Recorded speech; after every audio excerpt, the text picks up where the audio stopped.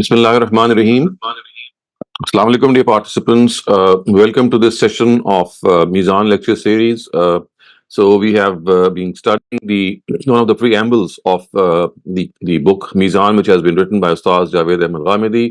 The earlier preamble that we studied, of course, related to the structure and the framework of Islam, in which we had seen how various important terms are to be understood and defined, and how they relate to one another, and then they form a whole structure. This second preamble that we began a couple of sessions ago relates to the fundamentals and fundamental principles, in fact, in which the stature of the Prophet, the nature of guidance that has been delivered from him, the sources of religion, and at the same time, how we will understand these sources is to be discussed. So we have already discussed the status of the Prophet and how he has given us religion in the form of the Quran and the Sunnah. Both are equal in their stature, both give us certitude, and the Quran, of course, we know has been transmitted to us by the perpetual concurrence of the Ummah, and as far as the Sunnah is concerned, that too has been transferred to us through this methodology. The only difference is that the transfer of the Quran is through oral transfer, and of course later on written transfer was also, it went hand in hand. And as far as the Sunnah is concerned, it has been transferred to us and communicated to us by the perpetual concurrence in the form of practice of the Ummah. And these practices themselves, most of them, almost all of them, we can say, barring a few, were the ones that originated way back in the times of Prophet Abraham and perhaps even before him. But we have received these traditions from him. And the Prophet, in his own times, he made a few additions, he revived some of the other ones, and at the same time corrected some of these traditions and transferred them in the form of practices. So the five prayers, almost all the prayers, all worship rituals, and areas in which we show social and communal conduct, especially customs and etiquette. So all these have been transmitted through the perpetual concurrence. We have also discussed the stature of hadith and the status of hadith also, that basically they have been compiled as an endeavor by the Sahaba themselves. The Prophet never ever thought of communicating them. It's basically a situational conversation or incident which had occurred in the time of the Prophet, and he was asked to comment on it, or he took initiative in commenting upon it, or someone asked a question. So it was through the sheer effort of the Sahaba that they thought that they should share the knowledge of the Prophet, and that this whole exercise occurred, in which we have seen that very large, voluminous records of the hadith have been transmitted to us.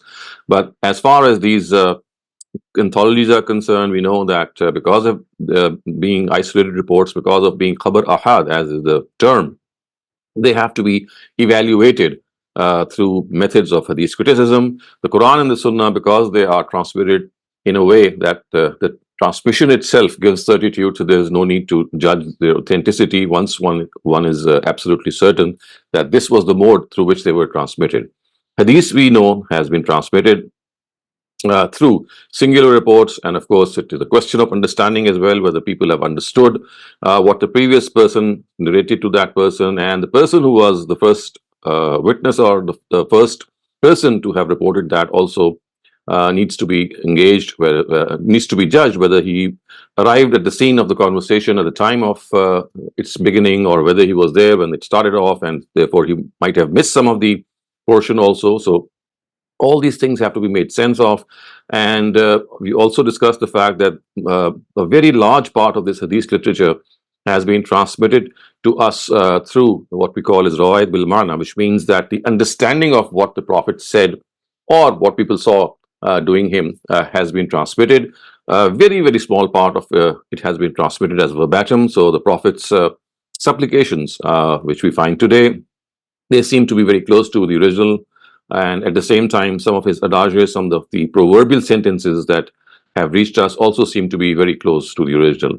But the rest, as we can see, have borne the test of time. They've passed through many ages. They have developed, and of course things have been left out as well. And a number of examples have been given.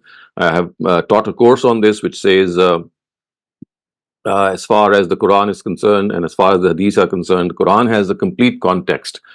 in which we find verses. But the hadith lacks that context, and in order to understand hadith, we have to collate all the variants of a single narrative and then see what best they convey. And even after that, they must be judged in the light of the Quran, the Sunnah, established practice, and many other things which our muhaddisun, our hadith scholars, have actually delineated.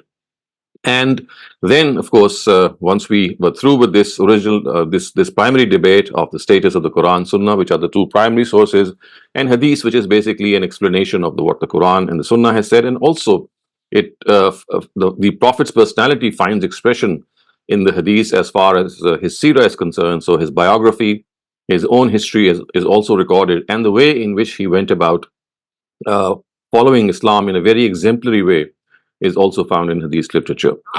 So once we had finished that, we then went off to study the principles of understanding the Quran. And until now, we have just studied one of those principles. I'm just going to once again have them displayed before you. So these are the 10 principles which Ustaz Javed Ahmed Ghamidi has coined, and we discussed the first of them. So the first, which is appreciation of classical Arabic, is the one that we have finished, and we have seen in this principle that we must understand that as far as the Arabic of today is concerned, it must not be confused with the Arabic of the Quran or the classical language or the classical Arabic that was spoken way back. And the biggest source of this language itself is the Quran. And then we have the Hadith and the Athar literature, and also we have some of the previous exegesis of the Quran.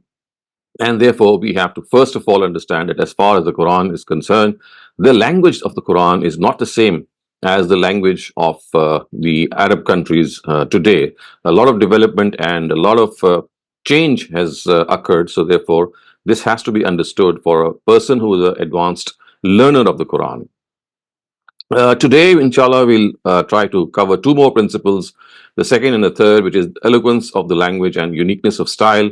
Both obviously relate to the language aspect also, but as you will see, that this eloquence, the way it has been mentioned, is to be something that is something which is totally infallible. It is something which people cannot follow. In fact, the Quran has given this challenge to many people that as far as the Quran is concerned, people, if they think that this is a human construct, it is something that has been authored by a human being, then the challenge that the Quran posed to the Arabs was that, well, if you can just produce some verses like it, maybe a surah like it, or even if you have the guts to produce the whole Quran or something similar to the Quran, then you should try to do so and bring to your rescue and help all those people, the jinn kind, the mankind, anything, anyone that you would think is eligible and helpful. And if you try to do this, but you will not be able to do this. And in the last 15 centuries, we have seen and witnessed how this challenge of the Quran has stood there, and no one has been able to fulfill it, which actually tells us that it is the word of God, it is a divinely revealed scripture. And as we shall see when we progress in this study, that one of the biggest things which the Quran mentions regarding its inimitability and the fact that it is so eloquent and the fact that it is from God is the fact that you will not find any discrepancy, any error, any difference in the Quran. It said what it said at in the very beginning, and it never changed its stance. It would never develop. It never passed through any evolution. Whereas we know that all human books, all human discourses, articles, you name it, when a person starts off his life, all these various processes that come across him, they all pass through a stage of evolution, and the person not only evolves in his ideas, but at the same time also in the language that he employs. But the Quran is absolutely devoid of this evolution or this change, which is one of the biggest proofs of the fact that it is from God. So let us start off with this very important principle, which says that this Arabic is a very, very eloquent Arabic. It's something which is very articulate. So what we can say is that the Quran has not merely been revealed in Arabic. It has been revealed in eloquent Arabic. The language is clear and cogent, and there is no ambiguity, no vagueness about it.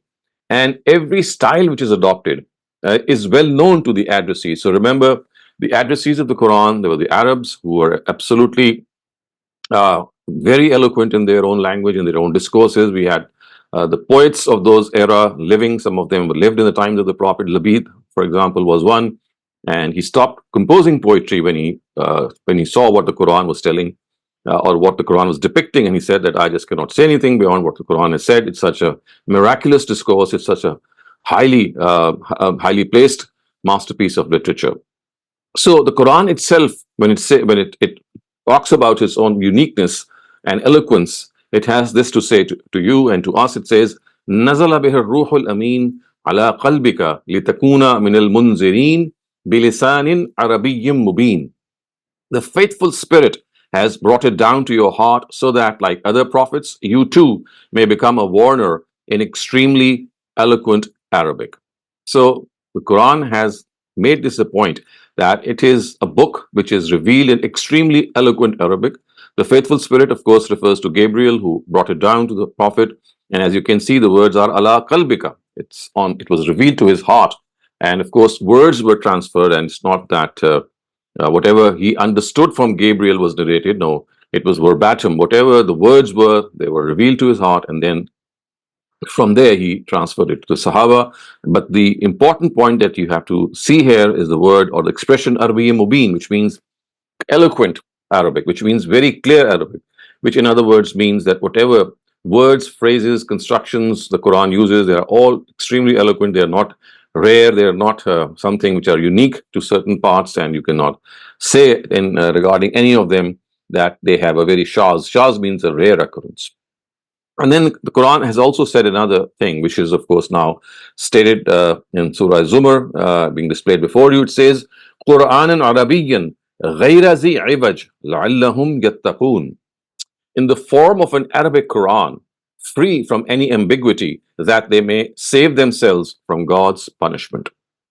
So you see, what has been stated here is that the words of the Quran, they are supremely well known. It's not that whatever is presented, you would like to find out where, what, and how these words got to us. And the people living in those times, when they saw the Quran, when they heard the Quran, they were absolutely dumbfounded before its literary excellence.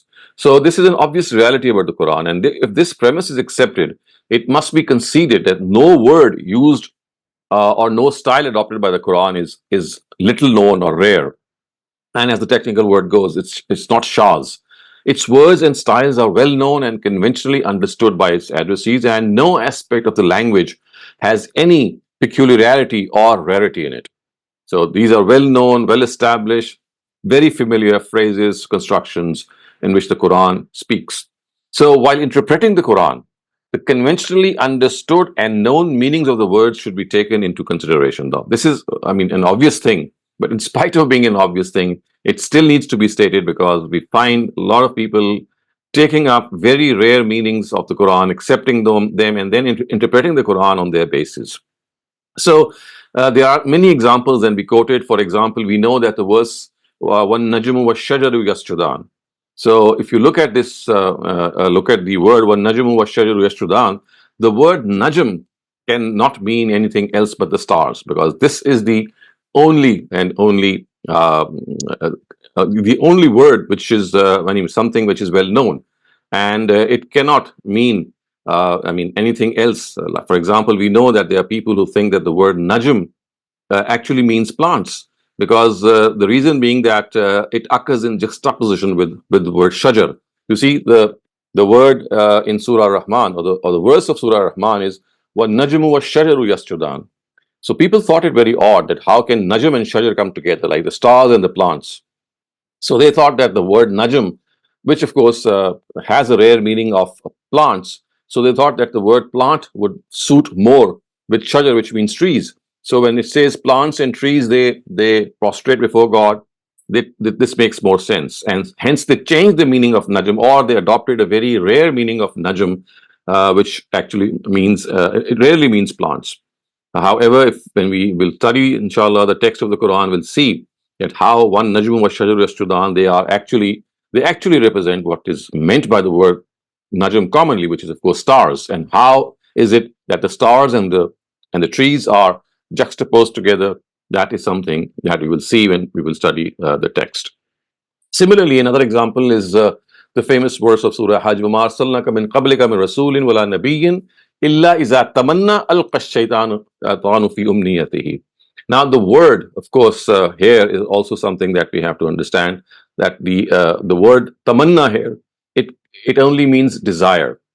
I mean, illa iza tamanna, because some people have translated this word as recital, which is absolutely incorrect, because they could not make this connection, that how is that illa iza tamanna related, that whenever a prophet or whenever a messenger came, as the verse says, that whenever he recited alqa shaytanu fi umniyatihi, that whenever he recited something, that is what they translated, he tried to impede or cast something into their wishes.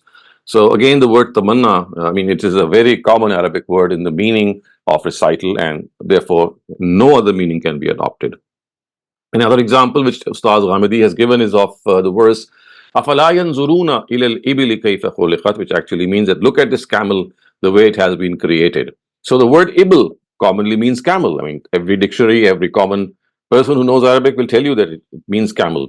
But this once again was put into scrutiny, and people thought that the word camel also means clouds, because this is a rare meaning of the word ibil.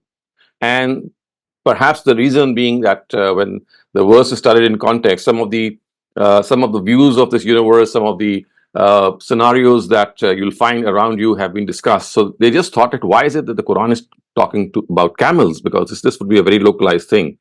And not deeming it fit, they actually sought for a very rare meaning of the word ibil and ended up translating it with the word clouds, because this is a very rare meaning also.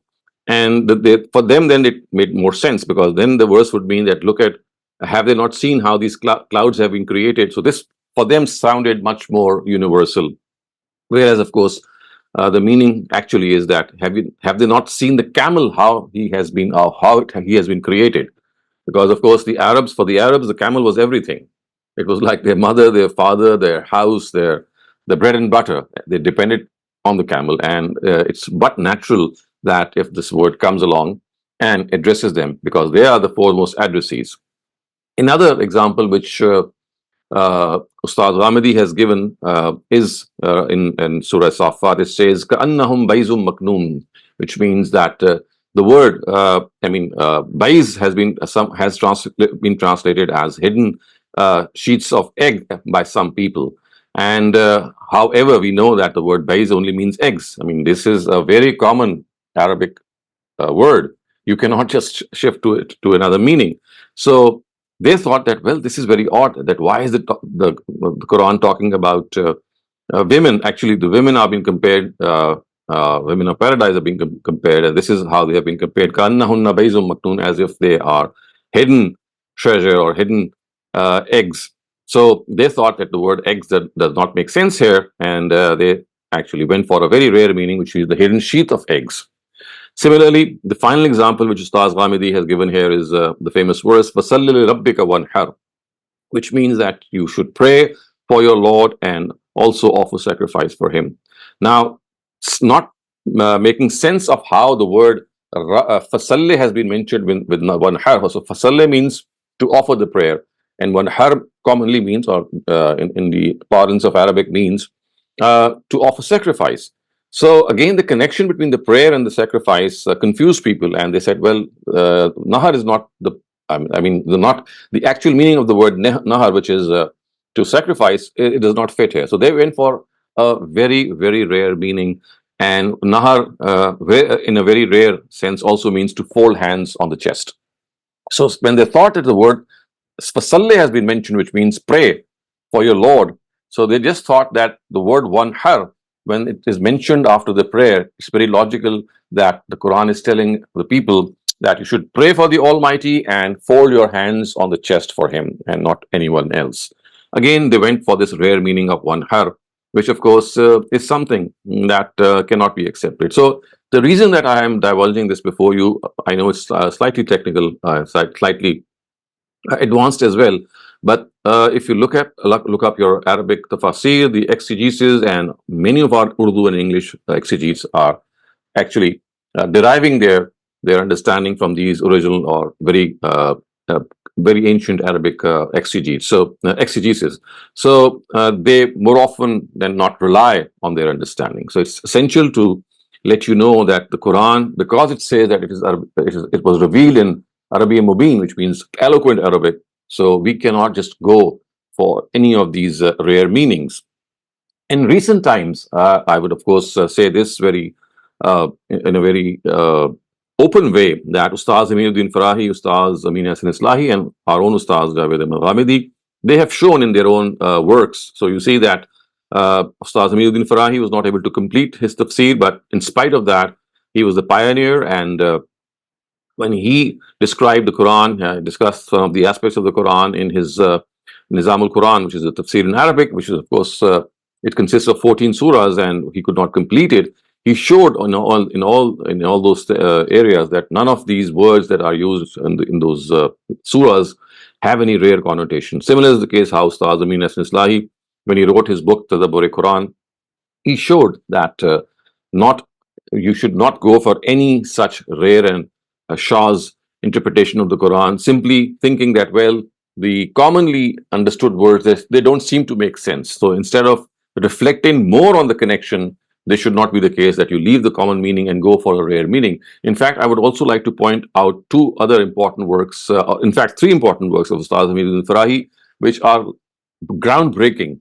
And some of them have been translated into Urdu and English also, but those of you who would be knowing Arabic, or maybe they know people who know Arabic. So these three works have revolutionized, I would say, as far as the understanding of eloquent Arabic is concerned. So one of Ustaz Farahi's work is Mufradatul Quran. It deals with mufrad words, which means it's like a dictionary of Quranic terms. And then another book that he has written is the Asalibul Quran, and he has expressed the styles and constructions of the Quran, and actually shown that how these styles and constructions, if they are not understood properly, then we can really make a mess out of understanding the Quran. And finally, his famous work on eloquence is Jamharatul Balagha, in which he has shown that how the Quranic eloquence is unique to itself, and it should not be understood in the light of Greek influences on eloquence, which most of our ancient scholars seem to have succumbed to. So if you look at this principle, you'll see that how important it is to understand that the Quran is revealed in eloquent Arabic. It is a book which has something that if you know Arabic, if you're able to understand it, then you have to give this credit that as far as its understanding is concerned, if you're not a good scholar of the language, if you're not a connoisseur of the language, then you'll end up at times not understanding the exact interpretation in the right way. Now let us come to the next style of the Quran, or the next, I would say, principle of understanding the Quran, which Ustaz Ghamidi has put forth. And as I just indicated earlier on, that has been called by him as the uniqueness of style. And this uniqueness of style, of course, is something that, again, has to be understood in a very, very dedicated and devoted way, especially for students who would like to take up the Quran as a very well-researched book, and they would like to really go deep into it. So, first of all, we have to understand that the Quran has a unique style. It's unparalleled. It's difficult to compare it. It has the simplicity and continuity found in prose, yet it's not prose. It has the beat, rhythm, and poise of poetry, yet it's not poetry. It is not the book we are usually acquainted with, in which there are chapters and sections and headings and topics. So you see, in the human plane, we are used to books which have a whole directory of content. It has an index, and of course, then we have chapters separated by headings themselves, and the chapters have been named also. And normally, we also have a climax in which, as the book goes forth, it gives you a final answer, or maybe a final say on certain thing that it is discussing. But this is not how the Quran goes forth. I mean, this is an absolutely different book. It's such a unique book.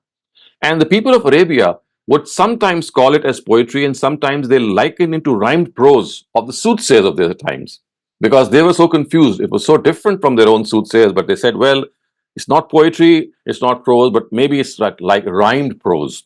So they would say these words. And this shows that it is this uncertainty of theirs which itself gives evidence of the fact that they were not satisfied with what they said about it. In reality, the Quran, we can see, as I said, is a unique book. It has the flow of tumultuous torrents and the vigor of pounding sea waves. The way it goes forth, it really, it is, it lands on your heart. It stirs your soul. Its reasoning has variations that cannot be emulated. Topics are connected to one another with subtle harmony. Stories, anecdotes, and the way the discourse moves forward is amazing. It's so different.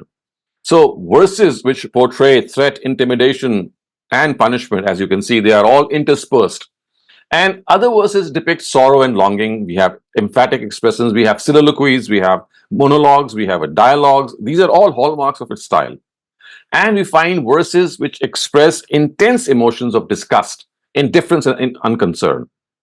I mean, this is how the Quran is steeped not only in very well grounded reason and arguments, but at the same time, the emotions they run deep in the Quran as well. So the emotions of hate and love, disgust and indifference, they go side by side. So remember, the people who are in front of the Prophet are, or in front of the Quran, we can say, are ones who were denying because of their intention to not accept the Quran, not because they were not convinced about it, but because they didn't want to accept it. It went against their desires, and it also was something that would negate their own interests. So there are instances in the Quran which reflect warmth and affection, and this warmth and affection is like dewdrops falling on your head, and the wrath and the rage is as fiery as and as resounding as thunder, I would say. And the unique ways of this style is so enchanting that a reader is elevated to a state of trance. And it is because of this unique and inimitable style, I would say, that the Almighty Himself has said a beautiful, in fact, paid a beautiful tribute to the Quran. And the words that has been used, of course, are, if you look at the text, it says that لو أنزلنا هذا القرآن على جبل لرأيته خاشعا متصدعا من خشية الله وتلك الأمثال نضربها للناس لعلهم يتفكرون. So and it actually means that had we brought down this Quran upon a mountain, you would have seen it humble itself and break asunder for fear of God. Had we revealed the Quran upon a mountain, you would have seen it humble itself and break asunder for the fear of God. We relate these examples or we relate these parables to people that they may deliberate. So you see, the Quran has, this is something that we really need to understand, that the genre of the Quran, if you would like to understand, I mean, it's difficult to assess and assign it a genre. But perhaps, what at best can be said is that as an answer to this question, that we can say that it resembles an oration. It's like a moving speech steeped in very refined dialogues. So this is just a mere resemblance. I mean, it's very difficult to make it exactly or equate it to exactly something that we know of. We cannot term it as oratory in the strict sense of the word, nor dialogue in the strict sense of a word, but it's very close to it. It comes close to it. And on this basis, we need to understand that there are certain very important things that have to be understood. So if we know that this is the uniqueness of style, the Quran addresses people, there are multiple addressees. At times, the address shifts from one addressee to the other addressee. And it's like a back and forth thing that goes on right and left. And let me also tell you this, that in my own experience, when I started to study the Quran and found out that there seem to be little jerks, there seem to be little hiccups, so to speak, in which you are not being able to make sense that why is it that a certain topic comes first and suddenly something unrelated comes. And it is this that has been made plain before us by Ustaz Aminuddin Farahi through his profound research, that if you understand that the Quran is addressing multiple addressees at the same time. So whenever you see that there is this break or there's some shift, then more often than not, it is because the spoken to has shifted. You see, the Quran is like a divine sermonizer. It's talking to different people, the idolaters, the hypocrites, the people of the book, the Muslims, of course, all of them. So When you see that break, you see that something which is not, does not connect. You feel that there is some incoherence. More often than not, it is because now the Quran has stopped speaking to a particular addressee and moved on to the next addressee. Obviously, the issues and the problems of that second addressee would be different from the first one. So if the topic changes, it's not because there is any abruptness in it. It's because now the spoken to or the addressee has changed. So if this is understood, then there are a couple of things which Ustaz Ghamidi has pointed out that must be understood at all costs when we study the Quran. First, the ambience should be studied, the surah. This means that the background situation and the requisites be determined in which a surah was revealed. Nothing is required for this beyond deliberation of the Quran itself. So you don't need to go to Sha'n Nuzul, hadith, which people normally turn to, and they go to outside the Quran to determine what the background of the Quran is. But Ustaz Farahi has shown that all that you need to do is to deliberate on the text of the Quran itself. The text of the Quran itself. And when a person reflects and ponders on the Quran, concentrates on each and every word of it, tries to understand the rhythm and beat of the words and the construction of the sentences, the occasion on which a discourse is uttered, they become absolutely clear to him. And such is the extent of this clarity that they become an evidence on themselves and no external argument is required. So first of all, we have to understand that the background of each surah and the context of each surah has to be gauged from the surah itself. And this is such a, common sense principle that it had to be stated. And the reason being that often what has happened in our in our exegesis or the books of our exegesis is that people have always tried to go out of the Quran and see how our hadiths narrate that certain verses were revealed in response to a certain situation. And because of the fact that many of these occasion of revelation or Sha'n Nuzul hadiths they are not very authentic or authentically reported, so they've ended up making interpretations which do not fit the context at all. And a lot of compromises have had to be made. This was the first thing. Secondly, Ustaz Ghamidi says that the direction of address of the Quran should be ascertained at each place. Because this changes, I just described it, how the Quran is addressing multiple addressees at the same time. And this shift happens a number of times, even in a surah, at times in 5 or 6 verses. So at one instant, Muslims would be the addressees, and at the next, the mushrikun would become the addressees. Similarly, the people of the book would be addressed in a verse, and all of a sudden, the address would shift to the Muslims.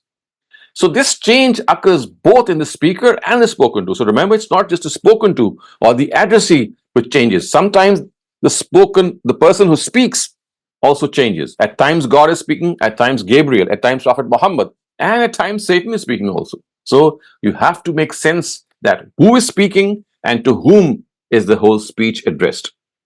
So this is something that if it is not kept in consideration, one will be really perplexed, confused at how things go back and forth rapidly.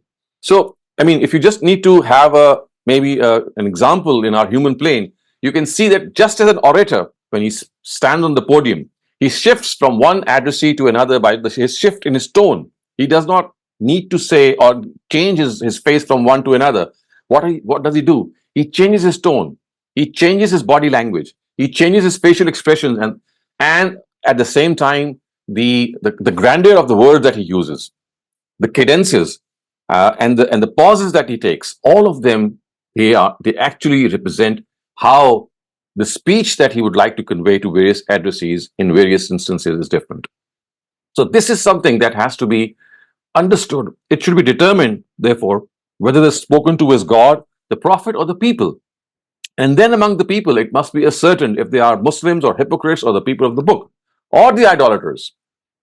Also, there may be instances of ambiguity in address. So sometimes a verse would apparently address the Prophet. This is a very common theme or a very common structure in the Quran, that you would think that the verse is addressing the Prophet because it is obvious because of the pronoun used.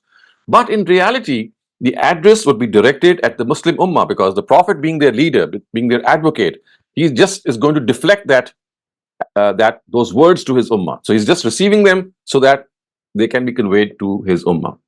Similarly, an apparent address to him would actually be directed at the leadership of the Quraysh. So this is something that has confused a lot of people, that At times, there are extremely harsh verses in the Quran addressed to the Prophet. Abasa wa tawalla an ja'ahu al-a'ma. Surah, of course, saying that he frowned and he turned away that a blind man has come.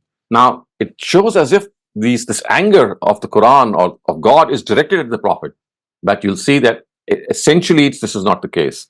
This is how the Quran works, that it addresses a primary addressee at times, and the purpose is to indirectly make someone else listen to what has been told to him. And it is not done directly. It could have been done directly. It's done indirectly so that the person gets a chance. His ego is not hurt. He gets a chance to reform himself. So it's like deflected speech. This is a very common feature of the Quran. So we have to understand that what exactly and how exactly the addressees and the addresser they change. Thirdly, the general and specific verses should be determined and differentiated. So there are many places in the Quran where the words are general, but the context testifies with full certainty that something specific is meant. You must have seen the word annas, which is generally translated as people, because that's what annas generally means. But when it is spoken in a particular context, the annas or the people is narrowed down to maybe the people of the book, or maybe just the people of Arabia, or maybe just a few section of people amongst the Muslims. So we must not get confused when we look at such a general address, Ya ayyuhan nas, Ya ayyuhal insan. It seems as if God is addressing every single person on earth. That's not the case. Many a time the context tells us the word nas is used for the people who are there right in front of the Quran. So this is the thing that we have to understand. A common misconception that, of course, has taken place because of the lack of understanding of this aspect is that at times there are words which give us they give us this notion, they give us this impression as if the Quran wants all the world to be conquered and everyone come under the umbrella of Islam. And particularly if you look at one of the verses which says that ala deen kullihi yuzhirahu ala deen kullihi, which means, I mean, the part before this says that God has sent his messenger so that he can make his religion prevail ala deen kullihi, on all the religions. Now, a first reading would give you this impression that maybe God has given this mission to his prophet to make his religion prevail over the entire world. But if you look at the conjugate clauses, you'll find that actually the word mushrikun is being used. And being the word mushrikun, of course, they are the ones who are present in Arabia. So if you look at some of the more nuanced understandings, the way the word al-mushrikun is used, you'll understand that here the word al-din kullihi is referring to all religions of Arabia, not the whole world. So you see, things they might seem something very easy and very common, but if you go deep, I just gave you this example, the word al-insan, ya ayyuhal insan. So this gives the same impression that maybe every single human being is being addressed, but this is not always the case. And at times, very I would say directed subgroups are they are addressed. So for a student of the Quran, and I do think that all of you, inshallah, are on this path of becoming advanced learners and students of the Quran, you have to keep this in mind, that if you find any incoherence in the Quran and you find that two unrelated things have come and been placed adjacent, then as I said, that Ustaz Farahi has given us this clue that more often than not, this is not because of any other reason, but because of the change in the addressee. And that change in addressee would change the topic, because the topic that concerned the previous person no longer concerns that person. So it's like an oration going on. It's like a speech that is being delivered. So I'll end my discussion and talk here. And these were the two principles I wanted and intended to cover in this session. Inshallah, we'll continue our quest in our next sessions, in which some of the other principles of understanding the Quran will be covered. And now it's over to you for your questions. Thank you very much, Dr. Saleem. Our first question asks, does eloquence of language of Quran also imply that it is revealed in the most prevalent uslub, like the style of the Arabic spoken at the time? So a shad uslub is rare style of narration that cannot be accepted. How can we ascertain a particular uslub is shad? What would be the sources? You see, if you're a good scholar of the Arabic language, you don't need to go to any sources people who have written classical Arabic, we know the literature of classical Arabic still has been preserved for us, and the Quran itself is the biggest example of that literature. It's just a question that what happens is that the common meaning is always there. The generally understood meaning is always there. What happens is that somehow it does not make sense for a particular interpreter. So now what he does is, in spite of knowing that this is a common meaning, he goes for a rare meaning. So it's not that people who introduce this rare meaning are not aware of it. They are aware of it very well, which itself shows that it's something very common. It's very well known. The eloquence, everything, every exegete knows. But when he sees that if I take this eloquent meaning or this eloquent word to have this connotation, and if I interpret it, the verse to him would not make sense or pose some difficulty. So, and a solution to this was thought by making all those eloquent words at times just disappear and take those rare meanings of the word. You will see as we go along the text of the Quran that this is one of the most common, I would say, deviations in interpreting the Quran. That the Shah's usloob is not Shah's for the commentators. That's what I'm trying to explain. They know very well that it is Shah's, but the thing is that the conventional style could not make sense to them. So perhaps maybe either admitting their own shortcoming or their own limitation, or reflecting more on how the commonly meant word is it fits there. They went for a second choice, I would say, which of course was something that should not have been done. Thank you very much. Our next question comes from Ms. Ahmed. Please go ahead. Assalamu alaikum, Dr. Saleem. So, just a Walaikum couple of assalam. questions if we have time. So, Mhm. what I'm understanding is that the simpler meaning, the Quran was trying to tell its people a simpler meaning, but the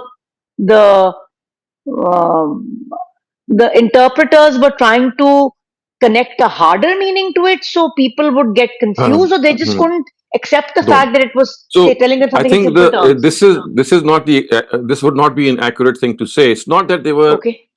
accepting. I mean, the simple. It's not the simple and the hard meaning that is under question. The thing is that the commonly used meaning. I mean, look at the word. I just cited this verse. Afala yanzuruna ilal ibili kayfa khuliqat. So the word ibl means camel. And every commentator knows this very well. Any person who knows Arabic knows that ibl means a camel. So when they saw that the verse says afala yanzuruna ilal ibli kayfa khuliqat, so if they introduce the word camel, the verse would mean have they not seen how the camel has been created? So they thought that, well, how can the Quran talk about a camel in a limited context, and those that too, which just, I mean, relates just to the Arabs, and they could not, I mean, sort of make sense of it. So they substituted the meaning with another very rare meaning of the same word, which means clouds. And then they said, well, when the verse says that have they not seen the clouds how they have been made, instead of saying have they not seen the camel how it has been made, they thought that the first made more sense, and they went for that rare meaning. So they might. Right. So that is how it happened. So they were not able to make sense of the commonly understood meaning at that place. I gave you another example when it said Right. فَصَلِّ لِرَبِّكَ وَانْحَرْ. So the worst commonly would mean that you pray for God and sacrifice animals for Him. So they thought that how can these two unrelated things be mentioned together, to pray and to sacrifice? So a rare the meaning of one har is to place your hands on your chest, or you fold your hand on the chest also. So they thought that since the word prayer has been mentioned before, it seems more logical that folding hands on the chest should then come. So they ended up changing or going for a lesser known meaning. So on most occasions, it's because they could not understand why the commonly understood and the conventional meaning of the Arabic word of a certain verse, somehow to them it did not make sense. So I think that Right. this is one of the contributions which the Farai school has made and shown that even when you take the commonly or the conventionally understood meaning of the word, it makes more sense. It's just a question of deliberating more on the connectivity or the linkage of the two, or at times taking into consideration the context. Right. Okay. Another question I had, Dr. Salim, was that does Quran also use digression, the literary Yes, style? on It many does, right? occasions. On many Okay. occasions. There are so many examples that I can give you. The digression is a very small thing. You see, what happens that when a certain point comes up, it's not part of the actual discourse. Now the Quran will digress from there. It will take that small point, digress, complete it, and then come back to the original point. So this is what is Right. called digression, and digression is at times it is something which is it has a role to play, because you see the Quran I can't hear is you. being spoken of in a living environment, and when people say something and they need to be explained, so it's not that it's like a mechanical thing that you're just going on and on and on. No, when the Quran sees that there is a certain point which might raise a question in the mind of the adversary, or maybe there's something that he has already raised, so it'll stop there, Got it. digress, complete that, and then come back. Okay. Thank you, Dr. Saleem. Ammar Rasul, Thank you. go ahead. Ji, Assalamu alaikum, Dr. Sahab. Walaikum assalam. Dr. Sahab, my question is that this uh, particular way of reading the Quran or looking at the Quran that you have described today, and Dr. Sahab, my confusion is that this basically substantiates the criticism of the non-Muslims, or even sometimes Muslim youth who are trying to follow the Quran but find it very difficult to follow. And sometimes the very harsh critics are saying that it's just ramblings and one thing doesn't seem to be connected to another. Na'uzubillah, obviously we as Muslims don't believe that or want to believe that. But doesn't it seem like what you are saying substantiates that? Because how can somebody who is an outsider and not a scholar and is reading the book for the first time, how can they know from ayat to ayat or sentence to sentence that the addressee is changing? And I mean, the way that you present the whole thing, it seems almost impossible to follow unless you would keep another 5 books with you while you are reading even sort of like one surah or one page, where you would constantly be looking at, okay, what verse has this been spoken to? That's one thing. And secondly, connected to this, sir, my question was that is Farahi's school of thought the first group of scholars who have come forward with this idea? What always my question about this is what was the understanding of the initial Muslims? What were they thinking the Quran was saying, and when did all of this go off? Also, has God left the whole thing misunderstood for thousands of years, and now the Farahi school of thought has come in and understood this? I say this with all due respect, sir. I am a follower of your school. I know. But these are it's perfectly okay. I mean, this is a very, very pertinent question. Both these are very pertinent questions, and you need to. I would never feel offended by these questions. In fact, they are very welcome because they need explanation. And well, as far as your first question is concerned, you don't need to have 5 books at all. I mean, what I explained was how a scholar of the Quran would go about doing it. So scholars have already done this. All that you need to do is study, for example, Ustaz Farahi or Ustaz Ghamidi or Ustaz Islahi's works. You don't have to do it ab initio or once again. So what I was describing was that when people, they write tafsirs, they write an exegesis, this is the exercise that they go through, that they determine these meanings by going very deep into them. This is not the task of a common person like myself or maybe anyone who's there.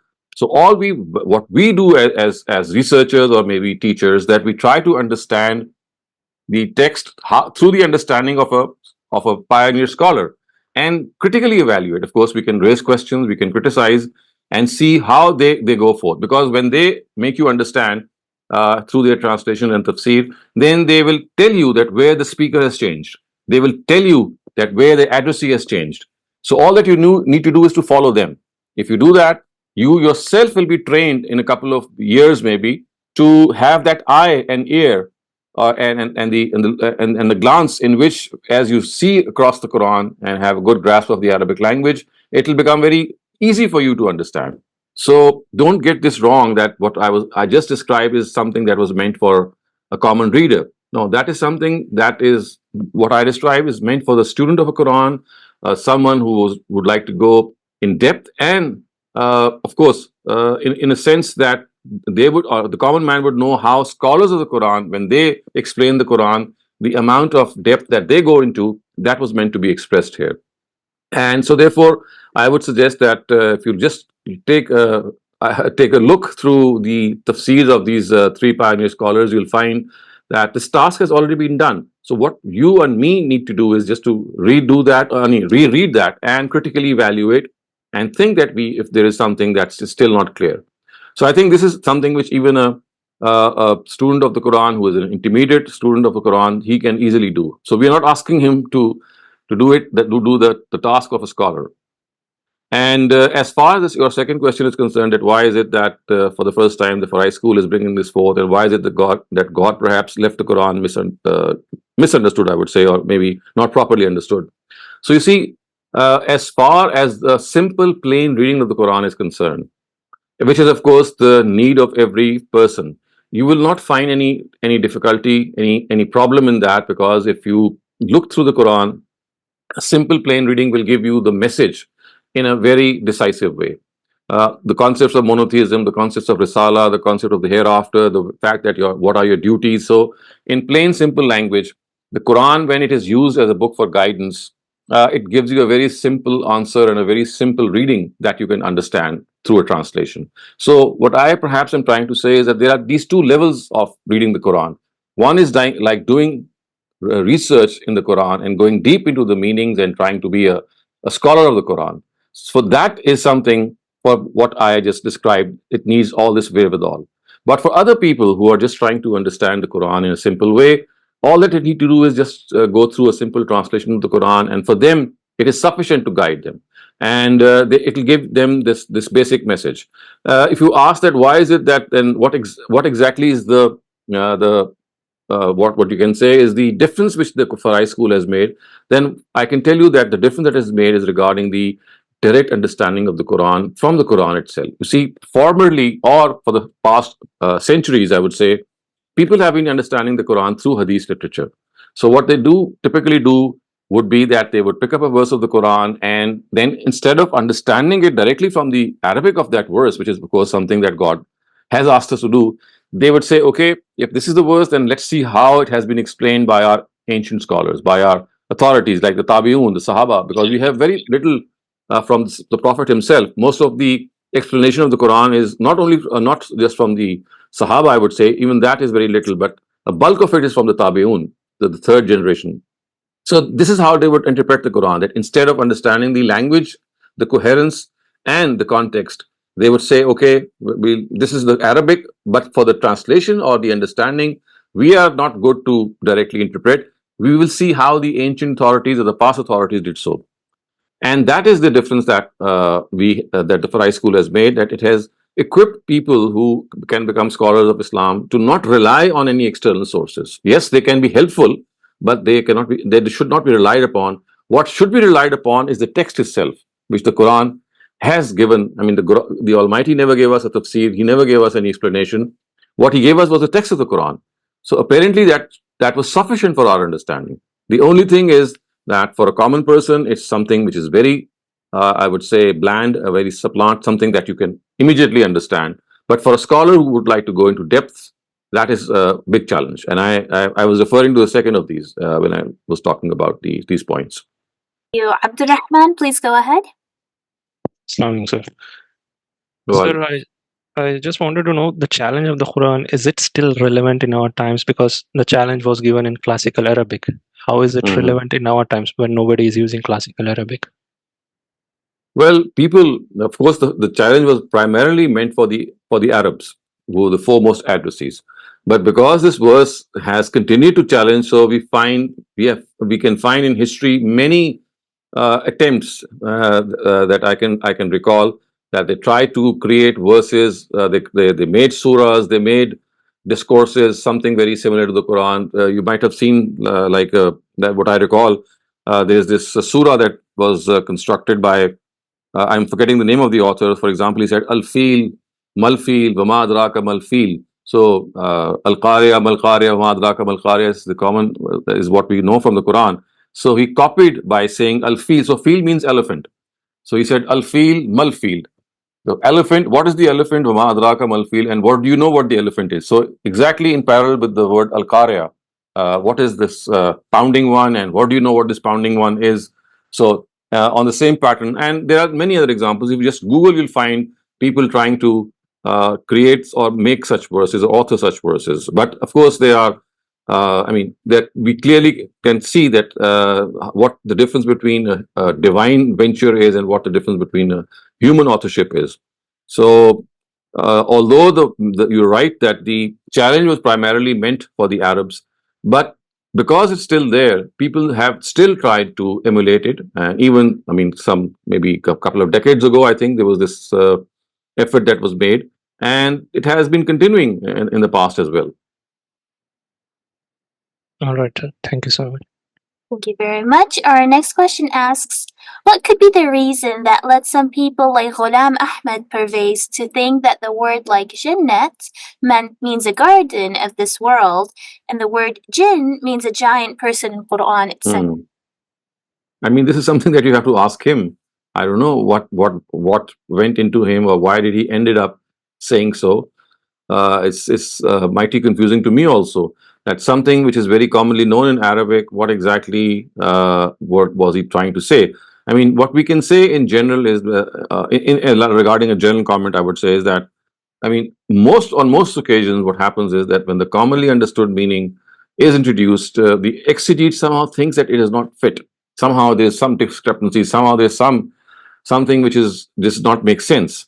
And one of the things, of course, that doesn't make sense are miracles itself. So we have seen scholars who think that miracles themselves should not happen because science, unless you can explain something through science, how can something be explained? Because I mean, God itself has given us the understanding of science. So there have been all kinds of reasons for that. But it's better not to go into these details. And all that we can do is ask people who are still living examples of such an approach. And I've tried in my own times, and I've not found any satisfactory answer. Thank you very much, Dr. Saleem. Sanya Amir, please go ahead. Assalamu alaikum wa rahmatullahi wa barakatuhu. Dr. Well, Saleem, I would like to ask you the topic, the statement that if the topic is changed, the addresses are changed. So mhm, regarding with reference to Surah Mu'minun, the first mhm, 11 ayahs are related to the qualities of Mu'minun, the believers. And right. suddenly the ayah number 12 is changed and the topic is changed. The topic in ayah 12 is changed. So who were Right. the addresses Right. for ayah number 12? Hmm. So what I was trying to explain is one of the reasons why there is a shift in the discourse. It's not that every time this change occurs, it's because of the change in addressee. So here the addresses have not changed, just the topic has changed. So you see what happens is that I was just giving a very blatant example so that you could have understood that on many occasions this abruptness is because of the change in addressee. But in this particular case that you've just raised in Surah Mu'minun, the addressee has not changed. It's just the same. Now the issue has changed. And if you look up the tafsir of Ustad Ghamidi or Ustad Islahi, they will tell you that this shift in which if you look at the verse 11 or 12, I think it talks about the stages of creation and Yes. so those stages of creation, How the the way man is created. how man was created in the womb of a mother. So you'll see how they have shown that this digression basically from the qualities of the believers takes place. I don't have it in my mind at the moment, but I'm pretty sure when I read it, it did make sense. So I'll advise you to just look it up. Mm-hmm. Okay, so I was going through some books, and I found out that the analogy of this world is like a womb. We are here just to develop the virtues and perfections. So in the first few ayats, the qualities and perfections of a believer is they are told, and in the next ayahs, the creation of a man, that the analogy of the world is like we have to develop qualities and perfections just like the belief, and these are the qualities and perfections which a believer must have. So this is the link between those I think, as I two. said, I mean, people have tried to make sense of this seemingly new topic that has come up, qualities of the Mhm. believer and the human fetus, the way it is described. And I think that the way you have been describing it could be one way, but I don't feel satisfied with the explanation. I would ask you to just look up how the Farai scholars have explained it. All right. Okay. Thank you very much. Thank you. You, Ms. Ahmed, please go ahead. So thank you for another chance, Minnie. So Dr. Saleem, as the gentleman asked you earlier, is it enough for people like us who are trying to understand the Quran just to uh, follow the Farah? Um, because then you don't need all the other books that they have. They've done the work. So we just basically look at their work and understand from that. Is that correct? Yes, with one condition. Uh, Whenever you study, whether it's the Fry school or the some other school, I mean, of course, you're going to study the research of some scholar. Always study it with a critical angle. I mean, if something does not make sense to you, or if something comes to your mind as a question, or maybe someone else raises that question, so don't lull it to sleep and go after that question and trace it right where it should go to, so that it's not just reading through a tarjuma. It's like understanding it deeply. And if there's a question on that tarjuma or that tafsir, then you are able to, I mean, know whether the question that you have in mind has an answer, or maybe your question could give rise to some new understanding. But you know, like the gentleman said, we don't need to. My question basically was that yes, sometimes it's hard as a student to look up all these sources. So we, since the work has already been done for a basic understanding, this is good enough, right? Because Of course, sometimes it's yes, hard to. You have absolutely. done the work. Yes, I mean, I was describing earlier on was that when a person would like to become a doctor of the Quran, the scholar of the Quran, then this is the a path that he has to adopt. It's not for the person that who's just going to rely on someone's research. For him or her, it's sufficient that he or she just critically reads something. Okay. I mean, critical reading. What I mean by that is that just I mean have a good understanding of the text, and any question that might come to your mind should I mean you should try to go after that question and see Right. how it can be answered. Right. Thank you so much. Thank you very much, Dr. Saleem. I had a question too in regards to some people argue that the way the Quran is, you can have many interpretations of one ayah. However, there's only one right interpretations, but we as humans, because of our limitations, won't ever come to that, the correct interpretation for everything. But as we saw, like you talked about certain examples where they're clearly moving to like a really rare interpretation versus like what is okay with the people at the time. So like how would you argue back with those people, or how would you explain it to them? Well, the way I would explain to them, I would look up how the Farai scholars have made sense of the area or the verses in which they thought that the rare meaning would be more appropriate. And I would first of all see how they have made sense. How is a shajar and a najm, shajar meaning a tree and najm meaning a star? How the Quran has placed them together. And so they thought, because the word najm also means a branch, so a tree and a branch are more related than a star and a tree. So we will see that because the Quran itself has claimed itself to be a book which is of eloquent Arabic, of known Arabic, so it cannot employ rare meanings. So you see, because of this lead given by the Quran itself, that the Quran does not employ rare meanings, we will try to make sense of the commonly understood meaning.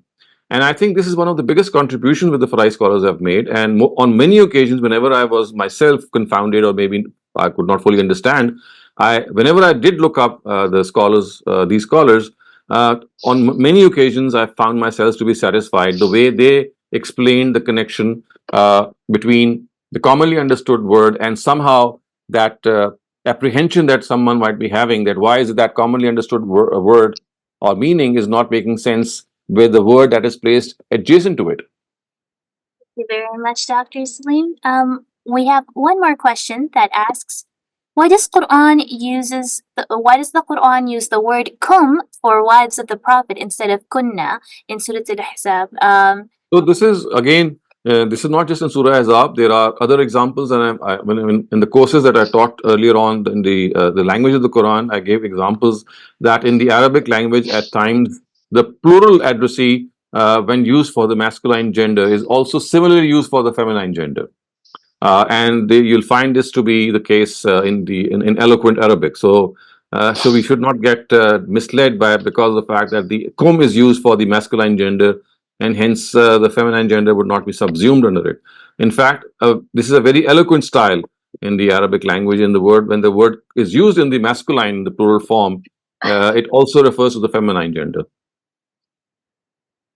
Much, Dr. Saleem. And if you would like to know of examples, so when I was teaching this course, language of the Quran, I think, so I gave some examples from within the Quran where the addressees are women, but that the pronoun of used for the addressee is not feminine; it's masculine. And we've shown how this is something that is how eloquent Arabic goes about using. Thank you, Dr. Saleem. Ammar Rasul, please go ahead. Ji, Assalamu alaikum, Dr. Sahab. Right. Dr. Sahab, I have already asked one question today. My follow-up question is about this same subject. There is this ayat in the Quran, and if I'm not quoting it incorrectly, what it says is that we have made the Quran easy for you to understand. So, is there anyone who will pay attention or who will follow it or be mindful? Right. So my question is, when you say again and again that while you were studying the Quran as a subject for a doctorate or a serious scholarly work, you found many times that the Quran was abrupt or it was difficult to grasp. Or sometimes it just sort of like. So do you think that this contradicts what God has said about the book, that it is easy to understand, and why don't you just follow it? Because that's what I understand from that verse. And also, sir, all my life I have been rejecting other scholars' interpretation. When there is a clear ayat in the Quran and the scholar is saying, "Oh, this ayat is abrogated," because this does not go with whatever we believe right now, and that seems very counterintuitive to me throughout my life. Would you say that there are discrepancies in this, where if the Quran itself is claiming that it is easy to understand, but the scholarship is constantly saying, "Oh, it's not that easy," Okay, so first I would like to refer you to the verse itself. It says, "Walakad yassarna al-Qur'ana lizikri fahal min muddakir." It has been erroneously translated by many people the way you have just put forth, that the Quran has been made easy to understand. So that is not what the verse actually means. The verse actually means that the Quran has been made most appropriate for reminding people. Walakad yassarna al-Quran. So taysir does not mean to make something easy. It means to make something appropriate. And if you look up this verse in Surah Qamar, it comes in the 54th Surah, and look at some of the Farai scholars, they have actually critically evaluated this second translation also, and they've shown that how it has been erroneously translated as easy, that the Quran is easy for you to understand. That is not what the verse says. So the whole verse is, we have made the Quran appropriate for reminding. Walakad yassarna al-Qur'ana lizikr. So zikr means reminding.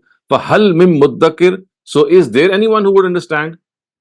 So the Quran basically is cautioning and prodding in Surah Qamar. This verse comes repeatedly. It comes 5 or 6 times. Walakad yassarna al-Qur'ana lizikri fahal mim muddakir. That, people, once they are explained a certain thing, and at the end of the paragraph, this verse comes that we have made the Quran a very appropriate document for reminding people. And so, is there anyone who pays heed? So this is what the Quran has said about itself. So it's never said it's an easy book. This is a wrong interpretation of this verse. But other than that, as I said, if you look at the Quran at a simpler level, in which the purpose is not to go into depths, into deep research, it in fact is a simple book. It's a book that gives you a simple answer, a simple understanding. And for people who would like to go deep, who would like to research into meaning, it is one of the most challenging texts, I can say, out of my own experience. So I think although the verse does not support what people have generally understood. But aside from the verse, a common sense understanding or approach to this whole matter is that the Quran has two levels of understanding. One is that simpler level in which you just read through the Quran and you'll get a basic message which is sufficient for your accountability in the hereafter. But then there is a certain nuanced reading of the Quran in which you are going to analyze every word, you parse every sentence, you try to see how these declensions occur. It is here that it really, requires a lot of effort. So I think the effort part is something that relates to the scholars and doctors of the Quran. And of course, you can see that this is the case with every discipline of knowledge also. So there is a basic, simpler understanding of every discipline which any student can go, and then there is a person who goes very deep and he brings out new themes, new frontiers, and same is the case with the Quran. Thank you very much. Dr. Saleem, Ruhi Rasul, please go ahead. Sir, my question is about comparison between Urdu poetry and a few things in Quran-e-Pak. In Urdu poetry, we see that couplets have changed their meaning after one couplet or two couplets. The meaning is suddenly changed, and the next part is says something else. Similarly, can we say that this is the same thing as in Quran, that there is a sudden change in topic and Yes, I get your point. I don't think this can be said about the Quran, because the Quran is not a ghazal, it's not a nazm, it does not conform to our standards of literature. It has its own standard. So you see, what we are trying to do is we're trying to model the Quran to something that relates to a human construct, something that is created by us. This is not what the Quran is. The Quran has its own unique style, and the closest that we can come to that style is that it's like an oration. It's like a book of dialogues in which there is a back and forth speech going on. At times it's a monologue, at times it's a dialogue, at times it's an exchange between people, and all these are living entities of 7th century Arabia. So it's basically they talking to one another and making up a whole scenario. So I would not compare it to any human construct. okay, sir. Thank you. Thank you very much, Dr. Saleem. We have time for one last question. Rafia Khwaja, please go ahead. Assalamu alaikum, Dr. Shehzad. Dr. Shehzad, my question is that, as you mentioned, if one just reads the Quran, just reads it and understands it, reads it carefully word by word, one does not have to go into the detail of the tafsir and the detailed meanings. Because Right. I'm not a scholar, I'd like to understand what the Quran is saying, and if I read it in English, I find it very easy to understand. But many people say that you have to go deeper into it and the background, and so is that not necessary for me to do? That's not essential. I mean, the Quran has been basically revealed to guide mankind, to guide us, and for that, a simple reading is sufficient. So, a nuanced reading or an in-depth reading can reveal certain, I would say, concepts of wisdom that are hidden in the Quran. There are certain very things of finesse that appeals to the intellect, but that is not something which is essential, or this is not something that is required by God from us. What He requires from us is to read the Quran, get its message, and follow that message. And if at some stage I'm stuck, then I can just then consult somebody to please explain it. Yes. Oh, yeah. Thank you very much. Thanks a lot. Thank you very much, Dr. Saleem, for another fantastic session. And thanks to all the participants. Unfortunately, we couldn't get through all the questions today. So inshallah, in the next Meezan lecture or during the next Ask session, please hold on to your questions until then and then ask them during those sessions. And inshallah, we'll see you all tomorrow with another session of textual study of the Quran. Until then, Assalamu alaikum wa rahmatullahi wa barakatuh.